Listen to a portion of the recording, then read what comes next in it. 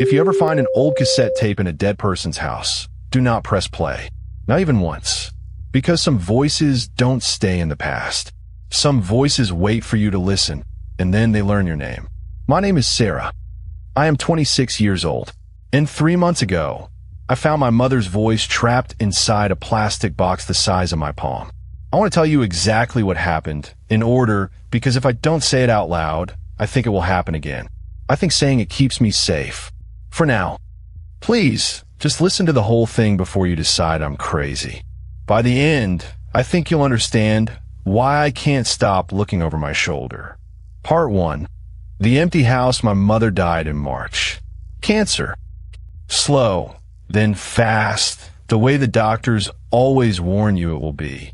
I was with her at the end, holding her hand in a hospital room that smelled like bleach and flowers that were already dying in their vases.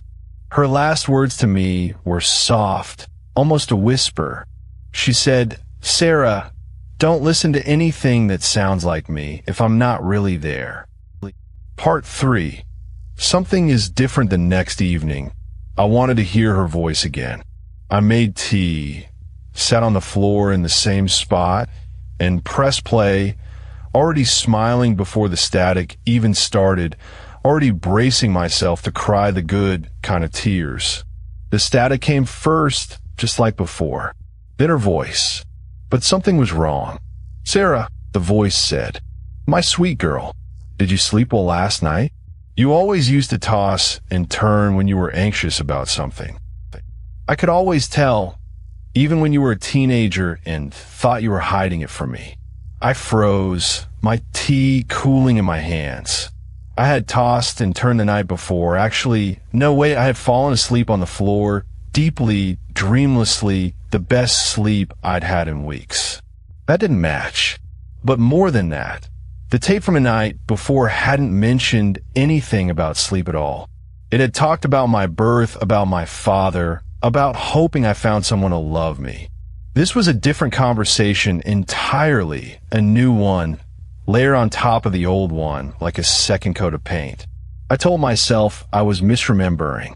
Grief does strange things to memory. Maybe I had just forgotten a section. Maybe the tape was longer than I thought, and I hadn't listened all the way through the first time, and this was simply a part one had missed. The voice continued. "I know you found the wooden box in the attic. I know you drove to 3 stores looking for something to play me on. You always were stubborn like that, even as a little girl. Remember the time you refused to wear a coat in the snow because you wanted to prove you weren't cold? Do you remember the blue dress you wore to your 5th birthday party? You cried because it had a stain on it, and I told you nobody would notice, and you didn't believe me, and you sulked in the corner for 20 minutes until your father bribed you with cake. I did remember that dress. I hadn't thought about it in 20 years, hadn't thought about it since it happened, actually, and yet the memory came rushing back whole and complete the second the voice mentioned it, like a door swinging open onto a room I'd forgotten existed. And I definitely, absolutely, had not told anyone that I had visited 3 thrift stores to find a boombox. I hadn't even told my best friend that specific detail. I'd only said I'd found an old player somewhere.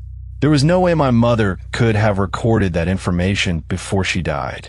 There was no way anyone could have known that unless they were watching me, right now in real time. My hands went cold. The tape clicked off again, exactly 10 minutes in. Same as before, the click sounding almost polite, like a door closing gently instead of slamming. I didn't sleep that night.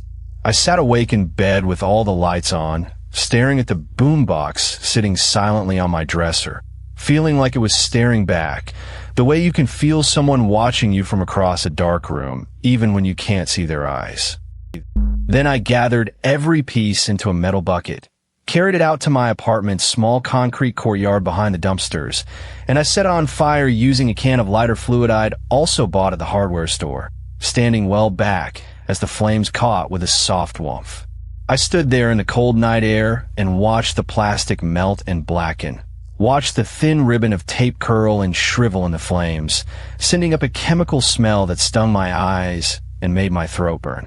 I stayed until it was nothing but ash and warped lumps of melted plastic, until even the metal bucket had gone dark with soot, until I was as certain as a person could reasonably be that nothing solid remained. I felt, for the first time in weeks, like I could breathe. I went home and took the longest shower of my life, scrubbing the smell of smoke off my skin, and I fell asleep almost the moment my head hit the pillow, deep and dreamless, the kind of sleep I hadn't managed since before my mother got sick in the first place.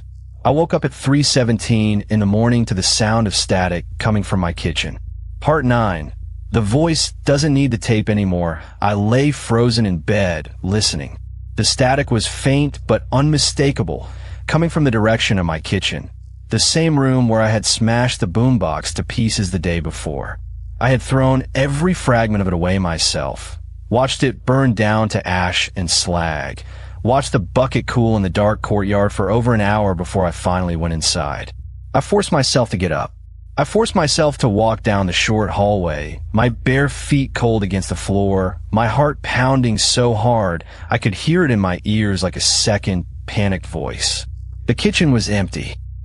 No books, no tape, just my table, my chairs, the faint orange glow of the streetlight coming through the window blinds, striping the floor in long amber bars.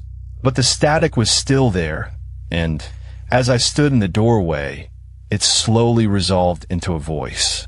It was coming from the radio on my microwave, the little digital clock radio that came built into the appliance, the one I never used, the one that had sat silent and unplugged in setting mode since I moved in almost 2 years ago. Its small green display flickered erratically, numbers scrambling and reforming over and over like something trying to remember how to count.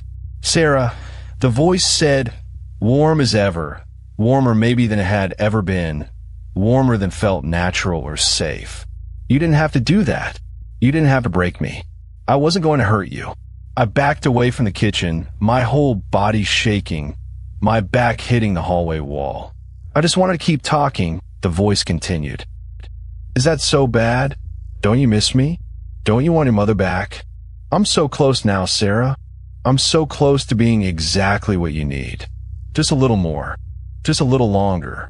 You're not my mother, I said, my voice cracking, speaking out loud to an appliance in my kitchen at 3 in the morning like a crazy person, feeling the absurdity of it even as terror clawed up my throat. There was a pause, a long one, stretching out until I could hear my own blood rushing in my ears. And then the voice, still using my mother's exact tone, her exact warmth, but with that cold patience underneath, sharper now, closer to the surface, said something that has stayed with me every single day since. I know, it said, but I'm getting closer. Every time you listen, I get a little closer to being her. Soon there won't be a difference. Soon you won't want there to be. And Sarah, I don't need the tape anymore. I never really needed it. It was just a door.